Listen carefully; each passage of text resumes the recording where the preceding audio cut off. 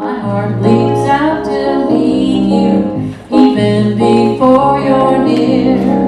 I sense the presence of the Christ in you. Around you so abundantly today. This beautiful outdoors, our beautiful skies, that beautiful night last night. Wow, we are so blessed. Prayer changes you. Prayer may bring you the fulfillment of your highest hopes and fondest dreams. But whether or not it does, prayer is valuable, not for the things it may bring to you, but for the fact that you are praying. Prayer is valuable, not because it alters the circumstances and conditions of your life, but because it alters you. To pray is to feel your mind calming, your body relaxing, your spirit lightening, your heart lifting. James Stillett Freeman. The daily word for today is healing. Spiritual understanding expresses as healing for myself and others.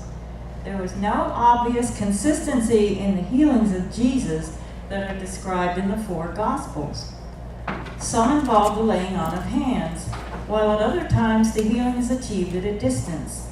All Gospels report a variety of healings taking place, yet none explain just how Jesus did his work. The Gospel of Luke shares that Jesus speaks to them about the kingdom of God. Jesus knew that healing could occur with a change in consciousness, whatever the physical, mental, and emotional symptoms. Faith in new and unlimited possibilities allows a healing to happen. By focusing on the kingdom of new consciousness to which Jesus calls us, spiritual understanding can and will express as healing. And from Luke chapter 9, verse 11, he welcomed them and spoke to them about the kingdom of God and healed those who needed to be cured.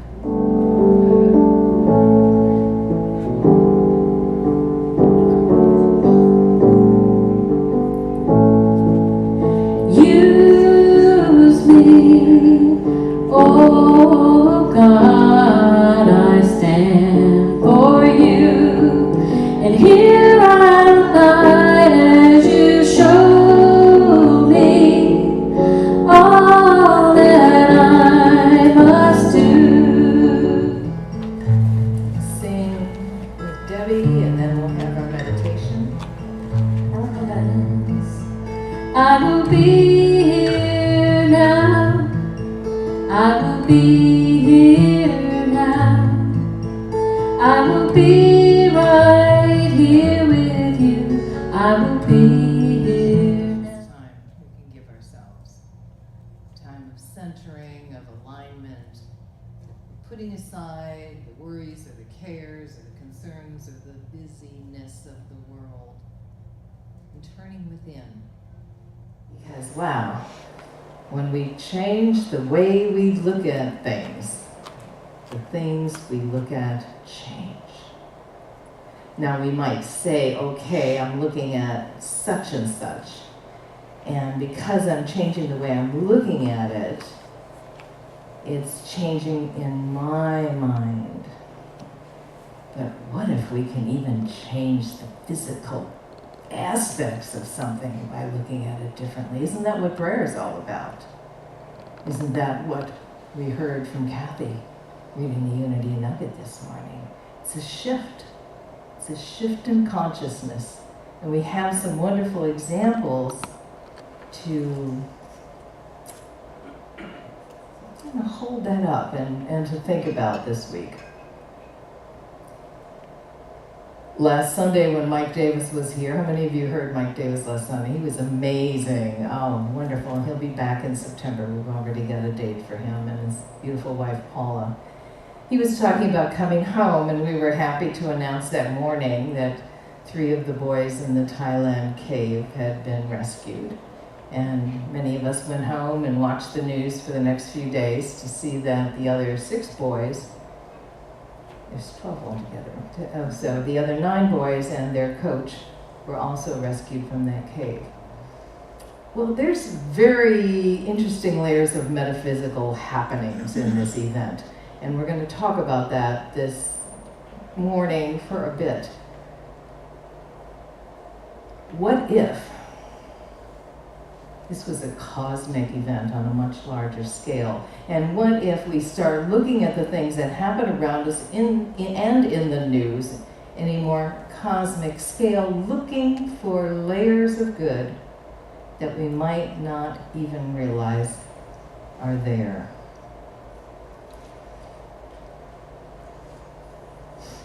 This is from Matthew 5, starting with verse 38. You've heard that it was said, this is just before the Sermon on the Mount, eye for eye and tooth for tooth. But I tell you, do not resist an evil person. And in our studying of the Aramaic language, we can see evil often being translated as unripe. Ripe and unripe, which is a nicer way, I think, of thinking of the human consciousness. If anyone slaps you on the right cheek, turn to them the other cheek also. And if anyone wants to sue you and take your shirt, hand over your coat as well. If anyone forces you to go 1 mile, go with them 2 miles. Give to the one who asks you, and do not turn away from the one who wants to borrow from you. It's a bit of the law of non-resistance that we've talked about earlier in the month. It also reminded me of Unity Church, the first Unity Church I ever attended, and the woman, Reverend Sue Kelly, that inspired me to go on to ministerial school, even though she didn't realize it at the time. There was a gentleman in the church that taught the Course in Miracles. I can't remember his name anymore, but I remember one day someone came up to him, a young man came up to him, and let's call him Joe, said, "Joe, I really love your tie. It's just a beautiful tie." Joe reached up, pulled down that knot, took that tie off his head, and put it on the receiver's head. And the young man was almost a bit aghast. He said, "Oh, no, I didn't mean for you to give me your tie. I'm just admiring your tie." And Joe said, "That's a principle. It's a spiritual principle when someone admires what you have, to give it to them." And I was a bit astounded myself. I thought, well, what a beautiful principle and what a way to teach Testament rules, judiciary system. Someone does something bad to you, just do the same thing bad back to them. But this is meant, I believe, in a different way. If anyone slaps you on the right cheek, turn to them the other cheek also. This is a way of not looking at the thing that bothers you, the thing on the news, the person that insulted you or did something you didn't like, turning away from it and seeing a higher truth. I believe that's what Jesus meant. We can all interpret this in our, which is why I love New Thought, because we get to interpret these sacred texts as how they are important to us. What does that mean to me? Who is the character in this story? What part of my psyche does that character represent? So I turn from the person that I think offended me, or the idea that offended me, or the thing on the news that offended me, and I turned to a brighter way of seeing it. And I think when we do that, then we get to see these more complex layers of really good working through our stuff in the world. What if someone agreed to a tradition that put others in a deadly state of risk?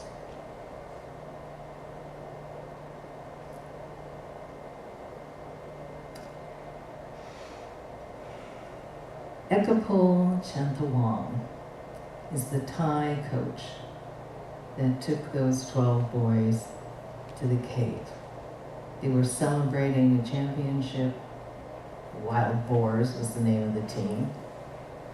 He took them to the mouth of the cave because it was a tradition for winning teams to go inside the cave with chalk and to write on the walls, put their mark on it. He wasn't expecting the rains and the flooding that took them deeper into the cave. And I understand we don't have the complete story about how they got washed so deeply. Miracle to me, number one, is that all 13 of them were able to end up on a muddy bank in one place pretty much safely, and they had enough food to get by for a while. And they could get stalactite water from the stalactites on the cave. And they shared their food. But he took them there. He was responsible for those children. Now, he could have been in that cave beating himself up over that fact. So concerned and worried about the what is that he would not have been able to help those kids. Don't we do that? We get so concerned and worried about the what is that we can barely function sometimes. Or we can barely see the good news because of all the stuff that we don't want to see. But he wasn't that kind of person.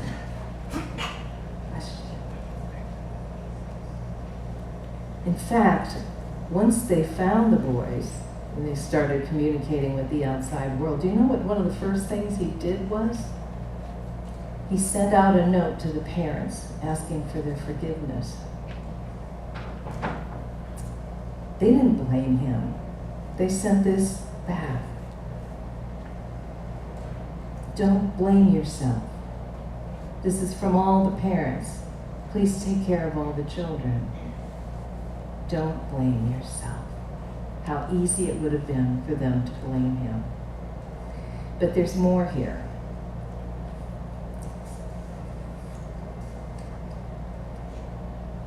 If somebody at the age of 10 suddenly lost his entire family due to an illness that swept through the village, his whole family being his mother and his father and one sibling, you would think, oh my goodness, that is just a horrific life.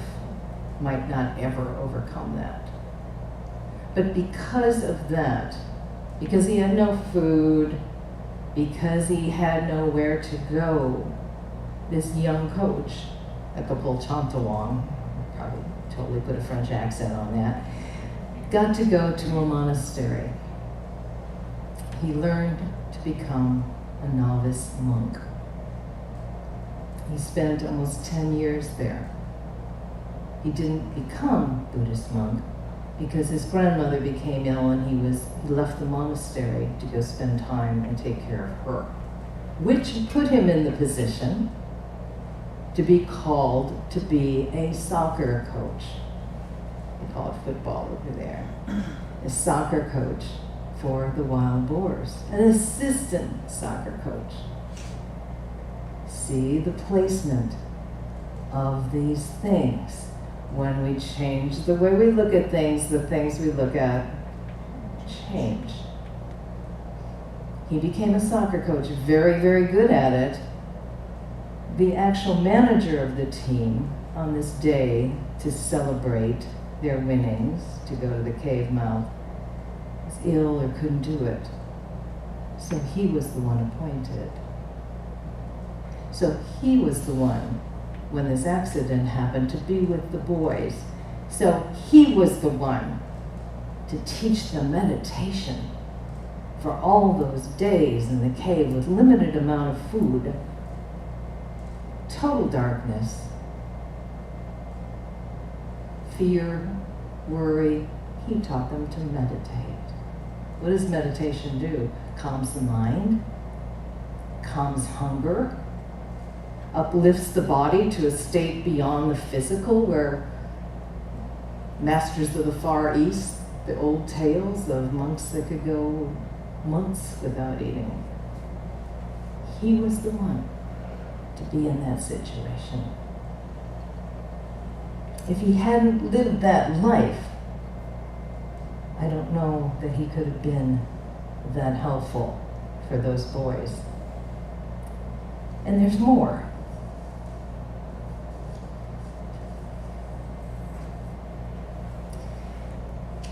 Because there was a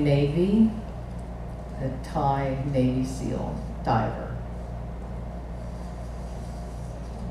His name here. You know the one that passed on while they were setting up the cave with the oxygen. So what about him?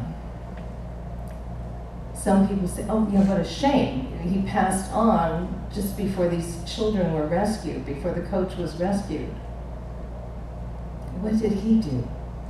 If we look at this symbolically, he was in there placing tanks of oxygen, sustenance, life, ability to swim free at different points on the exit route of the cave.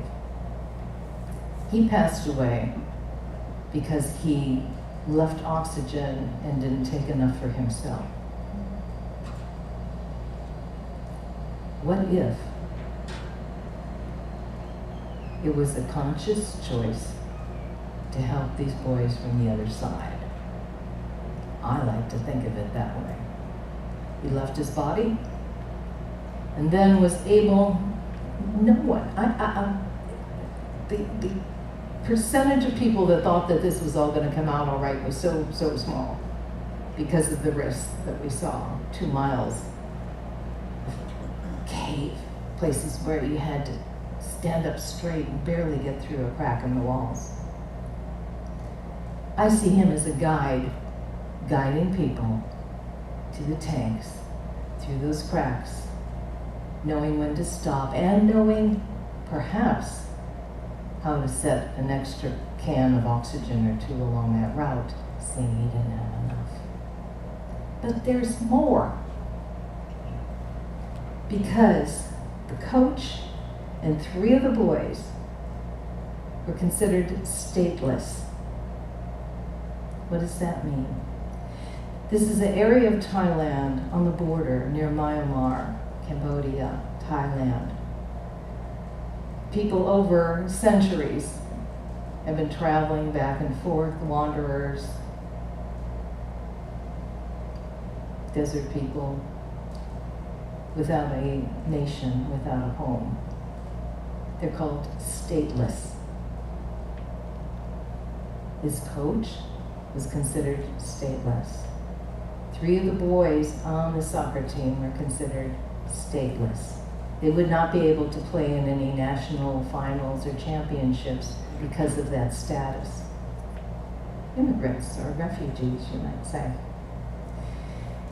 Because of this whole incident, advocates say 500,000 people, 500,000 people's status as stateless in that area is going to be re-looked at, rethought about, and hopefully changed, where these people can claim the country. They're already considering doing it for the 3 boys and their coach. This is a complicated and long story, and I think it's so important because when we look at our news and we see this or that, or people talking about each other, and this side and that faction talking about that faction, we don't know the bigger picture. I really believe that everything that comes up that seems like resistance or makes us want to talk about it or makes us want to argue about it, and it's fine to be advocating for what you believe in, and it's fine to be marching, and it's fine to be bringing things, but God's in everything, always for the greater good.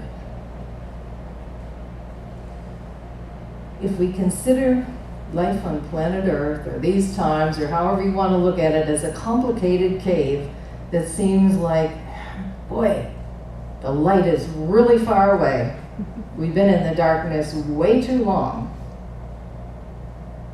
They brought the boys out. They had to put shields over their eyes because they had been without light for so many weeks. Sometimes we feel that way, do we not? Where's the light in this? Where's that? I don't see this. I don't want that. But there's light. There's always light at the end of the tunnel. There are always angels and guides, spirit help to get us where we want to go. There are always people in the body and that have transitioned beyond, I believe, that help us find the way. And I think when we turn the other cheek and look at what we want to see and focus on what's important and do those acts of loving kindness, touch one another with our light and our hope and our encouragement and our smiles and our love, the world changes. As our vision of it changes, as the direction of our gaze changes, the world changes. And as that light explodes within us in brilliant, fire-cracking, dazzling, blazing ways, others see it, absorb it, notice it, and allow that same light to come forth from themselves. When we change the way we look at things, the things we look at change.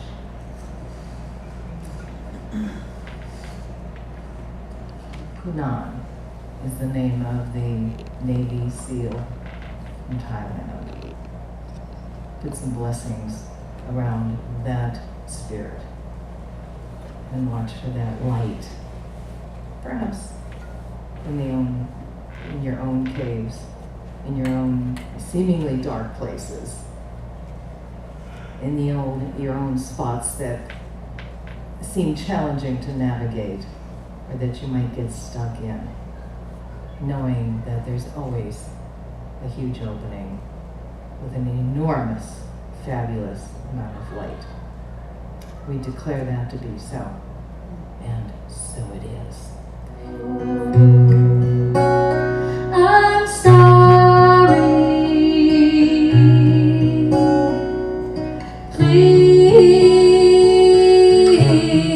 Please forgive me.